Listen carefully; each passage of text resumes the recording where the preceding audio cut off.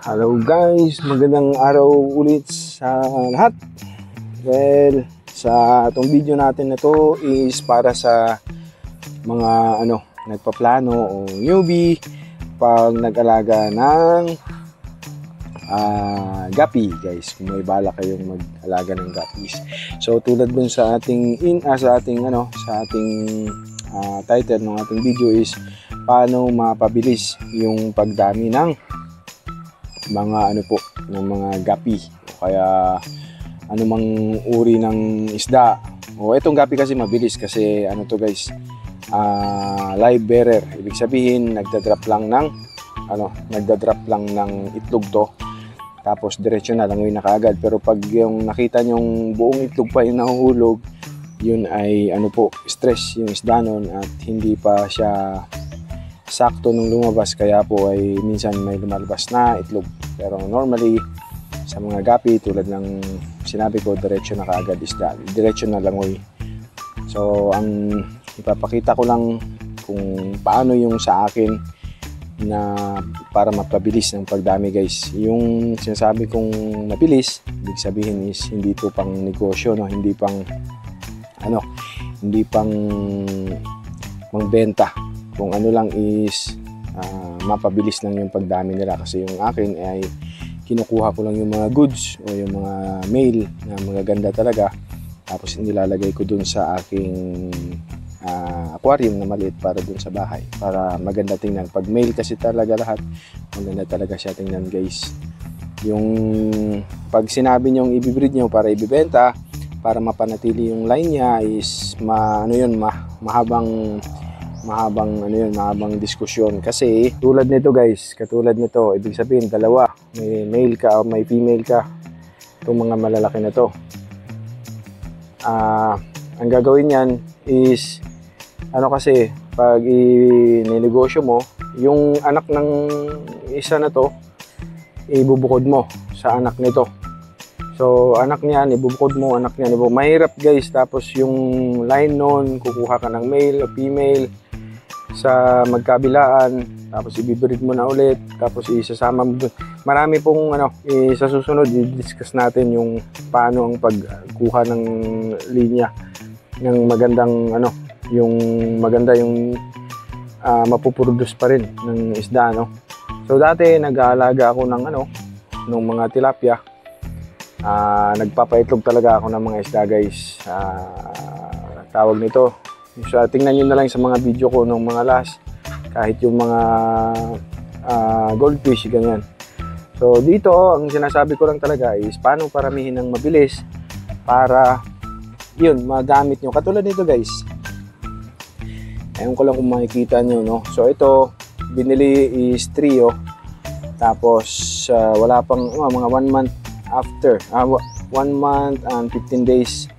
So ito, tansya ko lang ay nasa mga 250 na sila nandito guys. So ang ginagawa ko lang dito is binubukod talaga yung papakita natin mamaya. Ibubukod yung mga maliliit, tapos ibubukod sila, ilalagay sila sa ibang lagayan, tapos kukolektahin mo lang, lagay sa lagayan, palalakihin at yun na yun.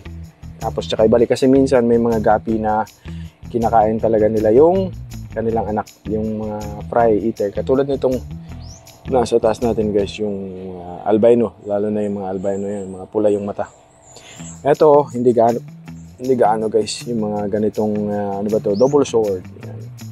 So ang ginagawa ko, napalayo na tayo, ang ginagawa ko dito is bago kayo bumili ng gapi doon sa breeder na kilala nyo guys, is ihandaan nyo na ang mga kinakailangan. Okay, so pagpunta nyo doon sa bilihan nyo ng mga trusted nyo naman na nagbebenta ng mga quality na gapi guys, kumuha na talaga kayo ng quality na gapis. Okay, sabihin natin yung isa, yung ito, katulad nito is yung blue, tawag nito blue drag, kung tawagin blue dragon guys. Kumuha kayo doon. Ito naman ay nasa 165 na piraso na to ng anak. ng na anak nung natin, breeder natin. So kumuha na lang kayo ng magandang trio. So minsan meron pa silang freebie. Pag nakuha nyo na yun, bago nyo pa bilhin, ibig sabihin ihandaan nyo na tong mga sinasabi ko guys. Gumawa na kayo nung pakain nung mga breeder ninyo. Ibig sabihin, para sa akin lang hindi ko alam kung anong ginagawa sa iba. Ihanda nyo na yung, kasi delikado to guys, yung sa akin guys. Hindi ako nangunguha dun sa kanal, pero eto sa akin, nagkukulture na ako ng lamok. Okay? Lamok guys. Ang para sa akin lang hindi ko sinasabing gawin nyo. Pero kung gusto nyo i-try, pero maging responsable lang tayo guys, kasi dengue, ganyan. Laging pumupunta rito yung LGU, nag-check ng mga lagayan kung merong lamok. So eto, kinukulture talaga to guys. Huwag nyo paabutin ng mga ilang araw to. 3 araw, hindi magkatulad yung mga lamok na napoproduce guys. Merong mga malaki ng ulo, mga ilang araw na lang lilipad na yun. Eto, kinukuhanan to araw-araw. Eto yung pinapakain ko guys sa breeder. Guys, eto, maniwala kayo, napakabilis magpaitlog pag ito yung pinapakain nyo guys. Ayan, nakikita nyo ba yan guys? Ayan, lamok. So ang ginagawa ko dyan is kumuha lang ng saging, kumuha kayo ng mga ganito, dapat tawag dito sa Tagalog guys, yung puno ng saging. Dito puno guys, yung kumbaga yung dahon niya, yung mga medyo sira na, yung mga itim-itim na, yan yung kunin nyo, tapos ilagay nyo dun sa tubig. Lagay nyo sa ganito, container na may tubig. Yung iba kasi may mga proseso rin, pero ito yung ginagawa ko. Matagal nga lang to itlogan guys, siguro abot ng 1 linggo. Pero pag naumpisa na itlogan yan guys, at nangamoy na yung saging, tuloy-tuloy na yan. Libo-libo na yung mga itlog na lamok dyan na maninirahan guys, tuloy-tuloy na sila mangingitlog dyan. Ayan sila. So ihandaan nyo na ito yung ganito, nahandaan nyo na, kasi pag yan nangamoy na, talagang tuloy-tuloy na yan. Araw-arawin nyo na lang kuhanan ng lamok dyan guys na malalaki, kasi delikado nga pag lumipad na yun.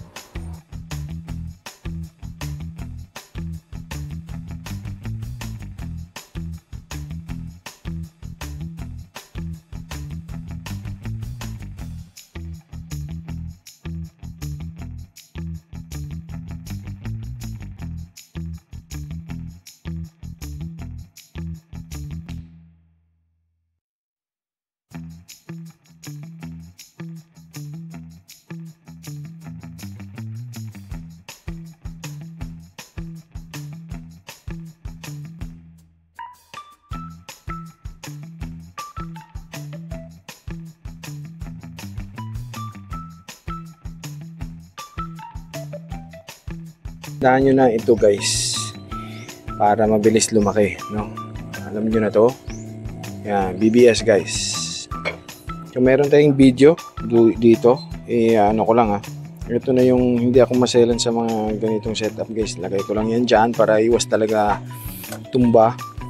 Tapos yan yung pinapakain ko doon sa mga fry. Mga 2 days, 3 days papakainin ko yan. Pag lumaki-laki na ng konti, ay eto na yung normal na nabibili nyong pagkain, o ano man gusto nyong pagkain guys. Tapos yung piling-pili is dito na sila guys, nalagay. Pero hindi pa to, ano pa to, kukuha pa lang ako ng ano nito, kasi hindi pa ito makukuha kung male o female yung natin napuproduce, kasi ganito pa kaliit. Ito mga 15 days, magwa 1 month, 17, 18, 20 days, parang ganun. So ito BBS to, mga 1 linggo to nag BBS. Ayan. Tapos yung nagtatanong naman kung anong brand nung